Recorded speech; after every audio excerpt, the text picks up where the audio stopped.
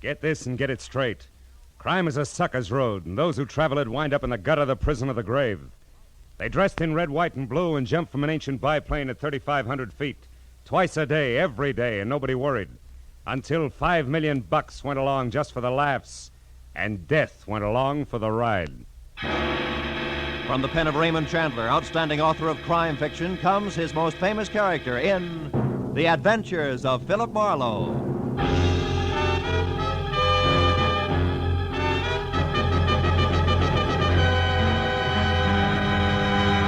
Now, with Gerald Moore starred as Philip Marlowe, we bring you tonight's exciting story, The Birds on the Wing.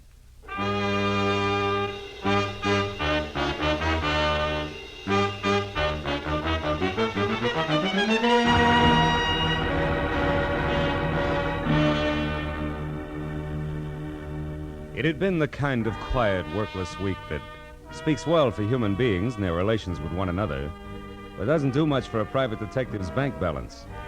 So when at exactly noon, a telephone call had jerked me out of Chandler's new novel, The Little Sister, and a voice edged with anxiety had dangled $100 worth of negotiable bait my way, I had snapped at it. But then I wondered if I'd done the right thing, because it had been Miss Hattie Pembroke, guardian of the millionaire thrill-seeking screwball Paige Pembroke. And now an hour later, I left the sunlight and felt my way into the gloom of the carefully tucked-away Hollywood bar, where she had suggested we meet. When I could see again, I spotted her at a corner table. That the old girl would be the other side of 50 and doing a little too much to disguise it, I had expected. But that she would be drinking her whiskey neat, I hadn't. When I approached her and introduced myself, Mr. Marlowe, she started to come right to the point, but didn't quite make it. Oh, how rude of me. I'm sorry. You're probably dying for a drink. Oh, waiter. Well, frankly, no, Miss Pembroke. I'm not exactly dying. Now. I know you men in your early afternoon appetite for a friendly drink. There's no harm in it. Matter of fact, I've already had... Well, I've had a small drink myself. No fooling. Oh, waiter, this gentleman's order, please. Yes, ma'am. What'll it be, sir? Scotch and soda, if the lady will join me. Oh, no, I couldn't. Really? Well, all right. Scotch for me, too, waiter. Johnny Walker. Yes, ma'am. Now, Mr. Marlowe, let's get down to business. Have you ever been to Oxnard, California? Uh-huh. Good, because that's where my nephew is. Also, it's where the Calumet Valley County Fair is being held. Really? Whatever that may be. Most important, it's where you can probably find out what kind of trouble Paige is in. You see, the poor boy is Down just... to his last $5 million. No, I'm sorry, Miss Pembroke. I don't think I want the job after all. Now, one moment. Why not? Well, frankly, I hope you'll excuse the reference to actual living persons, but your polo-playing, motorboat racing daredevil nephew is a jerk. I know. Paige Pembroke III is an unmitigated ass, a virile egomaniac, an idiot who's never done an honest day's work in his life. Wait, where is that drink? Right here, ma'am. Oh, thank you. Now, Mr. Marlowe, sit down and drink your drink. When I referred to my nephew as a poor boy in trouble, I was only trying to avoid saying all this. Oh. Your health, sir? Yes. Well, my health. Now, your next question. Since I obviously share your sentiments about my nephew, why all this concern over him, correct? Close. Right. I want to help Paige Pembroke, Mr. Marlowe, because it's my job. My, shall I say, bread and butter? All right, say it. You see, I'm executor of his estate, which my brother, Paige's father, left for him. Well, as such, I get $20,000 a year until Paige is 35, another 6 years. But if Paige should die, disappear, or be committed to any kind of a public institution... Before then, the entire estate goes to charity, and I go find another job. And specialized jobs like handling $5 million estates are hard to come by these days, huh? Now, Mr. Marlowe, this letter here's all you have to go on. It was postmarked last night from Oxnard. Read it. Oh. If you want your precious nephew to keep on being healthy, you better come and get him at once. The three of us had a nice little act going here at the Calumet Valley County Fair before he joined us just for laughs. We intend to have a nice little act going after he's gone. And one way or another, he's going to go. A friend, huh? Yeah? Well, what do you think? Oh, it's 5 to 1. It's nothing more than a woman spurned. Very young woman, Miss Pembroke. So you might be wasting $100 sending me up there. Then you'll go. Good. Yeah, but only because of my bank account. Mr. Marlowe, there'll be another $100 for you if and when you get all this straightened out. Now, call me at my home, Beverly Hills. Crestview 5412. 4124? Yes, as soon as you find out what's wrong. And, Mr. Marlowe. Yes, Miss Pembroke. On your way out, signal the waiter for me, will you please?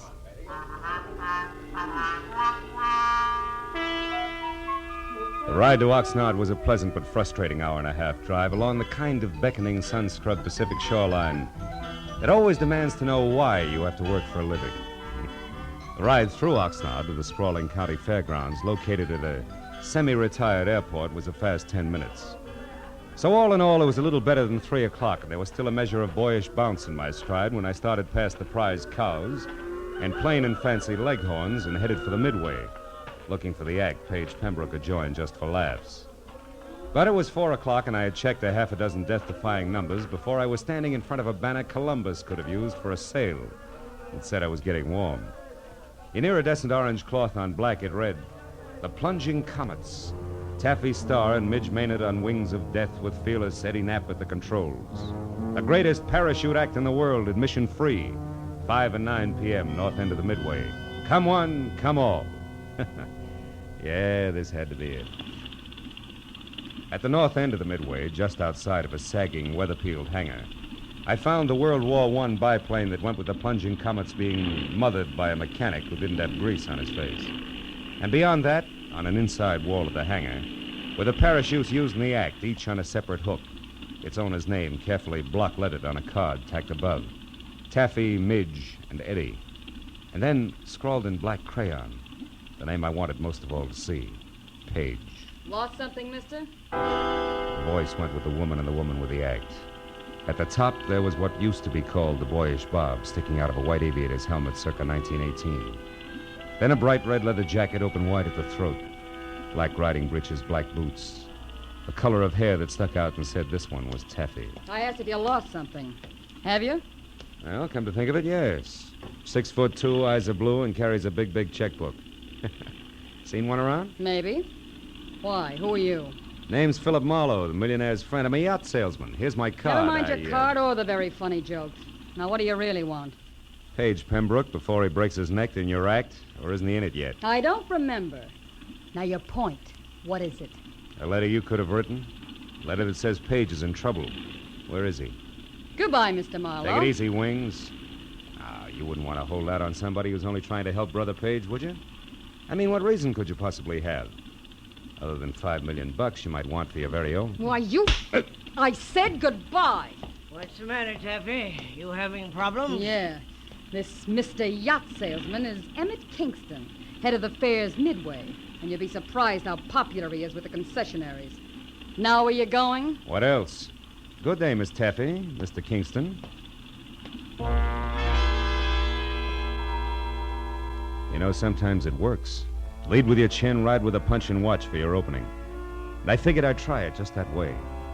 So 10 minutes later, when Emmett Kingston, who was carnival people from checkered vest past ornate watch fob to high-button shoes, and shaped like a bowling pin, left Taffy and started trundling down the Midway, I went after him. When he stopped in front of a lunch wagon, I stopped too.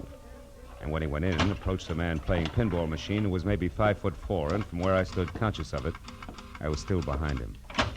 At the pinball machine, a stranger with a thin face that wore a nervous toothpick was also watching the little man's game. Oh, boy, Doc, it's peachy. So when I moved closer to the trio, my face turned away from Kingston. Nobody seemed to mind. Hershey, jack of many trades, I see. What? Oh, Mr. Kingston, how are you, sir? Fine, Hershey, just fine. 800 more is jackpot, Doc. Come on. You wanted to speak to me, Mr. Kingston? No, Hershey, nothing important except about last night. Last night, sir? You were working late for a parachute rigger, weren't you, boy? Or am I wrong to consider 2 o'clock in the morning an odd hour for you to be folding these silks? Hey, Doc, you're going to shoot it, aren't you? Which? Of course she is. Go on, I'll shoot for the gentleman. Yes, sir. Hey, 2,000, 3,000, 4,000. Hey, that's great. Now do that again with your last ball, Doc. Was there something else, Mr. Kingston? Yes, Hershey. Why were you near the chutes at that hour? And don't bother denying that you were, because Eddie Knapp saw you there. Well, son? Well, I was there to double-check the riggings, Mr. Kingston. Hey, look, I'm sick and tired of Midge Maynard complaining about the way I pack her chute. It's a stupid excuse, just trying to cover the fact that she's losing her nerve. Hey, boys, don't ignore me. Reach right for the jackpot. Shut up, you, and get going. Rosie, get this stumble bum out of here, will you? Sure, Mr. Kingston, whatever you say. Oh, antisocial, huh? All right, Doc. I'm going. Of my own free will, too. But I could stay if I wanted to. Hershey, you were saying? Well, just this, Mr. Kingston. Midge Maynard and Taffy Starr fighting because of that Pembroke fellow, or because Eddie Knapp is crazy about Taffy is one thing. But bringing me and my work into it is different. Meaning? The parachutes Midge and Taffy use are identical. In the act, both girls jump from the plane wing at the same time. But Midge always gets scared and opens her chute sooner than Taffy. So Taffy is on the ground long before Midge. But this has nothing to do with the way I rigged the chutes, and I think that All right, Hershey. Nobody's blaming you. Say, you. Yeah? You wouldn't be trying to sell another yacht in here, would you? Just waiting for the finish of an exciting pinball game. Is that all right, or is it time to call Rosie again? No, it's quite all right. We're leaving. You try for the jackpot. Come on, Hershey. It's about time for the 5 o'clock show. Oh, yes, Mr. Kingston. Only 40,000 to go.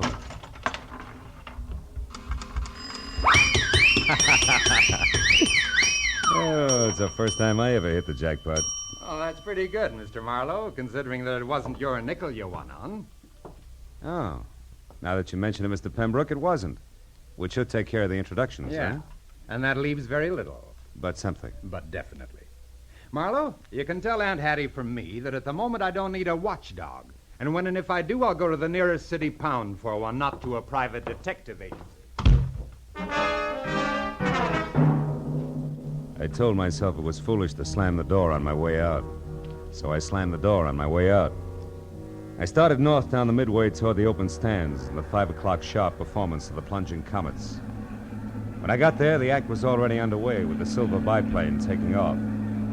Eddie Knapp in white at the controls, Taffy in her red jacket and parachute crouched on one wing, Midge Maynard in blue jacket and chute on the other.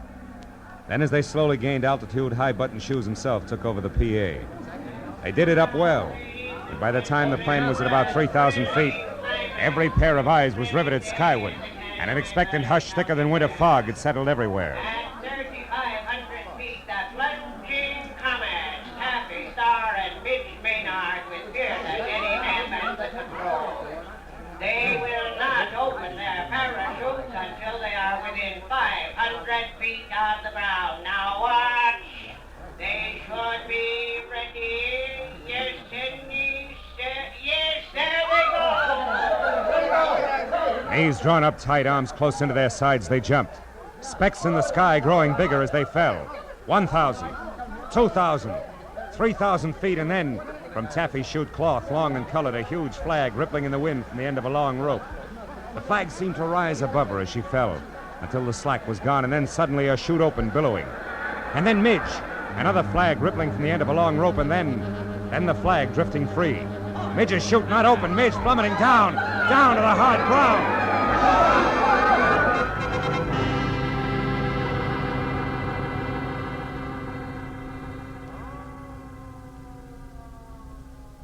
The thud slammed home all the way around, kicking hard at every stomach. A minute ago, a girl, very much alive. Now a smashed, still body. Someplace near me, a woman cried. There was a bitter, sick, sweet taste in my mouth as I headed for the hangar where I'd first met Taffy. At the moment, I figured the guy who packed the parachutes was a good man to see. When I got there, the only one present was Emmett Kingston. Stop right there, boy, and tell me straight and fast just who you are. Philip Marlowe, Los Angeles private detective, Mr. Kingston. You can prove that? Sure. Here. Here's my business card, state license, county permit.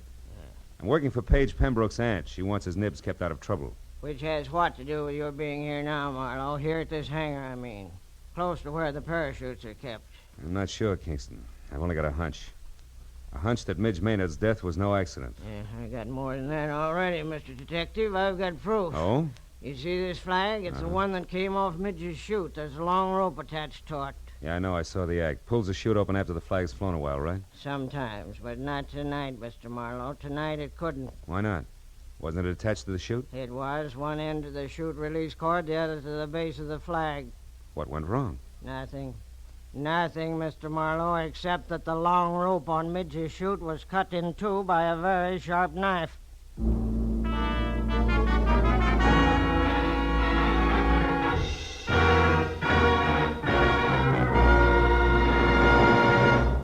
In just a moment, the second act of Philip Marlowe. But first, Sunday nights on CBS. The biggest bargain in show business today. Skelton, Bergen, and Benny without spending a penny. Amos and Andy, Eve Arden, Corliss Archer. 4A's, four-star entertainment. The Family Hour with its Hollywood stars and stirring dramas. The Contented Hour with its musical stars in brilliant form. Horace Heidt with his rising stars. 8 great shows heard on most of these same CBS stations every Sunday night, with the 9th, Jack Benny, being heard on them all. Hear them all this Sunday night. Now, with our star, Gerald Moore, we return to the second act of Philip Marlowe and tonight's story, The Birds on the Wing.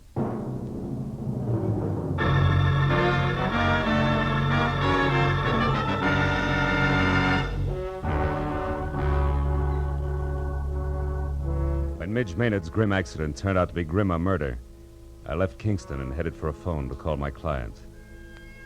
Everywhere the chill of the viciously spectacular death lay like a soggy blanket. At the exposition office, I found a phone and finally got through to Hattie Pembroke. She listened up to the word murder and then, between gasps, insisted on coming out to help me.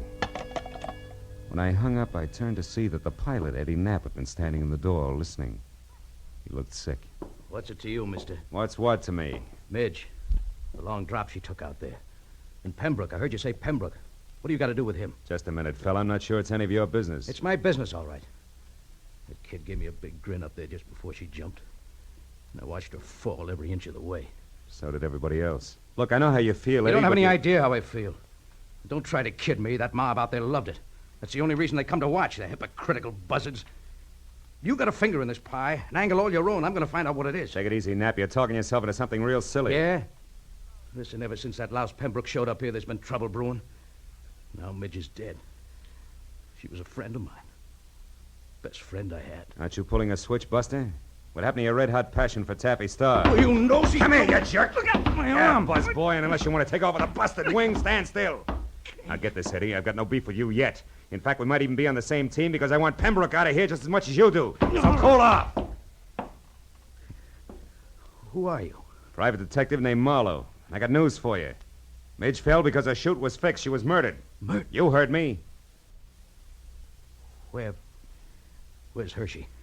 He packed the chutes. Have you talked to him? No, I can't find him. You mean he's run away? With that filthy half-pint Now psycho? listen, for your own sake, Eddie, leave Hershey to me and the police. You know where he's staying? No, I don't. In town someplace. Well, didn't he ever tell you where? Come on, think, Eddie. Well, yeah, he told me he had a buddy in town. Some guy who runs a pool hall. I didn't pay much attention. That's enough for a starter. I'll find him. And keep a lid on your temper, Eddie. I'll see you. As I crossed the grounds to my car, I looked back once at Eddie Knapp standing in the office door, rubbing the shoulder I twisted for him. I hoped he'd stay out of circulation until I got back because the barnstorming flyer was charged up like a high-tension wire. The way he felt there'd be sparks no matter who he touched, Taffy, Pembroke, or Lyle Hershey. But my immediate worry was the location of the lambing parachute packer, so I drove into Oxnard, found a phone booth, and went through the book calling pool parlors. I finally hit pay dirt at a joint called Pindy's. It's 212 B Street, upstairs in the back. 212 B Street was an apartment, second floor rear over a boarded-up fish market. I went up the stairs to the half-open door with my hand around my .38. But the shooting part was all over. Because Lyle Hershey was crumpled in the bedroom door with the slovenly abandon that violent death always has. From the look of the puddle of blood under him, he'd been that way over an hour. I started backing out, just as someone else started up the stairs. So I flattened myself against the wall beside the kitchen door and waited. Lyle, it's Taffy. Come on in. Take a good look, Taffy. What are you doing in here? Where's Lyle? It's a great act, baby. Holds water like a duck's back. What do you mean? That wherever there's murder, there's also motive, and you've got it, Taffy. Lots of it. Me? What are you talking about? Maybe he's dead, and maybe you killed him. Keep him quiet, because maybe he fouled up Midge Maynard's parachute on your orders. Consequently, he had you over a barrel. On my orders? You're out of your mind. And maybe you had to get Midge out of the way because you objected to Page Pembroke and his idle millions honing into the act. Objected so strenuously that she was doing something about it, such as sending threats to his Aunt Hattie. Let's face it, baby, it fits. But not tight enough, Marlowe. Oh, Paige, darling. Taffy, I got worried when you didn't come back to the car, so I decided... Don't move, Marlowe, or I'll shoot. Pembroke, if you got any sense in that gold-plated skull of I yours... show it, Marlowe. I stood outside and listened to enough of your crackpot theories to know you're nuts. I don't need any advice from you at this point, so keep your long nose out of my business. Now listen, you harebrained dope. dope. You just stand there like a good little boy. Taffy and I are leaving, and don't try to follow too fast. Go on, Taffy, outside. I'll follow you. So long, detective. I let him go. Spent 20 useless minutes searching the almost bare apartment for any kind of an answer, but came up with nothing. Hershey's body at my feet convinced me there was nothing in Oxnard for Marlowe. And the sooner I dumped the whole mess into the laps of local law and order, the better. So I kicked out the 10-cent lock on the flimsy door and went down the stairs. I cut through an alley to the street and started across to where my car was parked, when I was bracketed by a pair of headlights on a sleek Nash convertible. Hey there, Marlowe. Marlowe, what you doing here, boy? Nothing. Even that's an exaggeration, Kingston. What about you? I thought you had a show tonight. I certainly do, but the police don't give a hoot about that, boy. No. They insisted that I bring the rest of Midge Maynard's parachute harness in for investigation. Get in, come along, will you, son? Maybe you can help me out. Okay. I want to see the police myself. Oh, is this Midge's stuff here? That's it. Don't mind holding it, do you? No. You know, this is a waste of time, boy. All they have to do is pick up Lyle Hershey, and they'll get all the answers. They'll have to pick him up, all right, but he'll give them problems, not answers, Mr. Kingston. Lyle Hershey's dead. He was murdered. You say Lyle? Yeah, I just came from his place. Somebody shot him. Great suffering sardines. Well, that means there's another killer, and still on the loose. I knew I shouldn't let him do it. Let who do what? Why, Taffy's going to give an air performance tonight. They pulled me in at the grounds just as I was leaving and told me that Pembroke fella's going up to Midge's place. You mean those two showed up out there? It doesn't make sense. Well, Pembroke's got plenty of nerve in his own chute, so I guess... Shoot? Yeah, he's... Wait a minute, Kingston. Stop under that streetlight, will you? Why, what is it, Marlowe? What are you looking at? Sure. Red smudges on the inside of these straps. There's something wrong here, Kingston, but I can't quite peg it. Say, Kingston, what time was that performance going to start? Why, 9 o'clock. 5 minutes and 5 miles to go. Come on, boy, turn the heap around and rump on it. We got a killer to catch.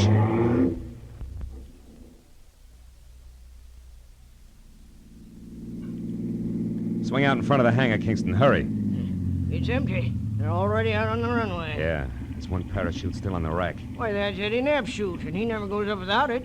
So who's at the controls of that plane out there? I don't even have to guess. It's Eddie Knapp, all right, but he figures a suicide doesn't need a chute. Pile out, Kingston. It's as far as you go. I'm taking over from here. What are you talking Come on, about? move. Get out. They're turning around now. Okay, he's going to make us run back this way. So long, Kingston. Here he comes. What are you doing? Come back! I waited until there was no possible chance for a miss. Then I headed the car straight into the path of the plane, pulled the hand throttle out as far as it would go, and jumped.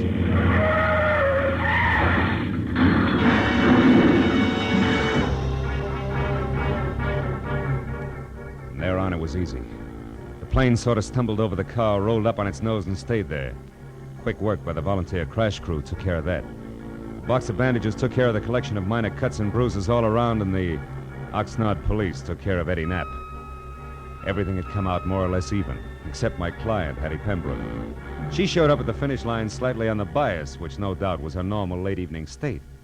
Also, she was as full of questions as an insurance adjuster. Now, young man, I paid you a substantial sum of money for this day's work, and therefore, as your employer, I'm certainly entitled to a comprehensive report of the entire business. And I insist All right, Hattie, whoa. I'll run through it once more, and that's all. Now, look. First, the threatening letter you got was written by Midge Maynard because she was afraid Paige was going to break up the act. You get it? But the real screwball was Eddie Knapp. He was crazy about Taffy Star and insanely jealous when your nephew and his money showed up. Knapp decided if he couldn't have Taffy, nobody else would, because he'd kill her. And yet Midge Maynard was the one who got killed. You catch on quick. Knapp killed Hershey because he was afraid Hershey had seen him tampering with the chutes. You get that? No. Oh. On second thought, Marlowe, maybe you better submit a written report tomorrow. Yeah, with adding machine enclosed. Now, look, Hattie, it's not Hey, that... Marlowe, Paige and I want to apologize. We treated you pretty badly tonight, and, well, you did save our lives. Business is business. Yeah, that's right. He was hired to do a job, dear, and he did it. I'm only interested in one thing, Marlowe. How'd you know it was Eddie Knapp? Well, nobody had a really good motive for killing both Midge and Hershey, so when I realized the chutes had been switched, I knew Midge's murder was a mistake. And there it was easy. How'd you find that out, Marlowe? From red smudges on the inside of the harness shoulder straps. Red that had to come from your leather jacket there, Taffy. The one Midge always wore was blue. Mm-hmm. Very interesting. Well, Hattie, write the detective a check so he can go. That's the best idea you've had to date, Pembroke. And include on it the price of a repair job on Kingston's car, a new tweed suit to replace this one that lost knees and elbow on the runway when I jumped.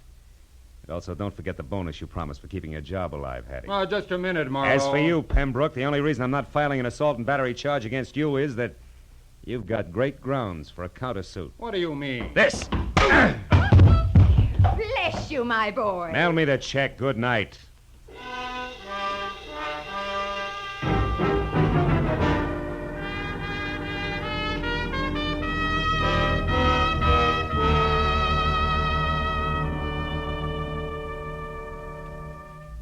Well, a few informal cups of coffee at the Oxnard Police Headquarters cut through most of the paperwork. But at that, it was after 2 when I finally picked up my car and drove the inland highway for home, past dark, quiet farms, where down-to-earth people made down-to-earth livings and slept at night. Yeah, the countryside was full of them. So it was with a real sigh of relief that I finally opened the door to my apartment and looked forward to some peace and quiet. Hello, Mr. Marlowe. Aren't you Gracie Allen? Yes. Well, how'd you get into my apartment? Well, you see this key? Yeah. Well, it didn't fit, so I opened the door and walked in. Yeah, well, that figures. What can I do for you? Mr. Marlowe, you're a famous detective, and I think you're just the man to handle a very important case for me. Oh, really? Well, I'd be very happy to, Gracie. What's your problem? Well, you see, Mr. Marlowe, our sponsor won't let my husband, Sugarthroat Burns, sing on our program. Mm-hmm. And I want you to investigate the possibilities of another radio program George can sing on. Mm-hmm. And then our sponsor will realize he's wonderful and let him sing on our show. Oh. Well, I'm sorry, Gracie, and the next time you pass my house, I'll be very grateful. Oh, thank you. And I'll be looking for you, too. Goodbye. Goodbye.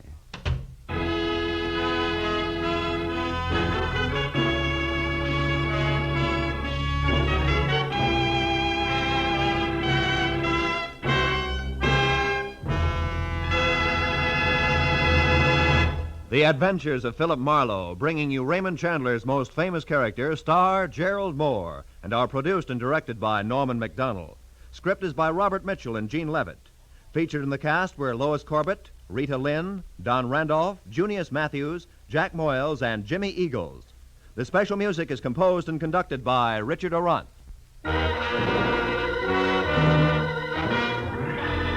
Be sure and be with us again next week when Philip Marlowe says... It started with a kid hawking papers on Hollywood Boulevard and moved from there to a house full of hate on a quiet street, a blonde liar on ice skates, and a corpse in a burned-out shack. And it all wound up right where it began, in the heart of the kid, on the corner.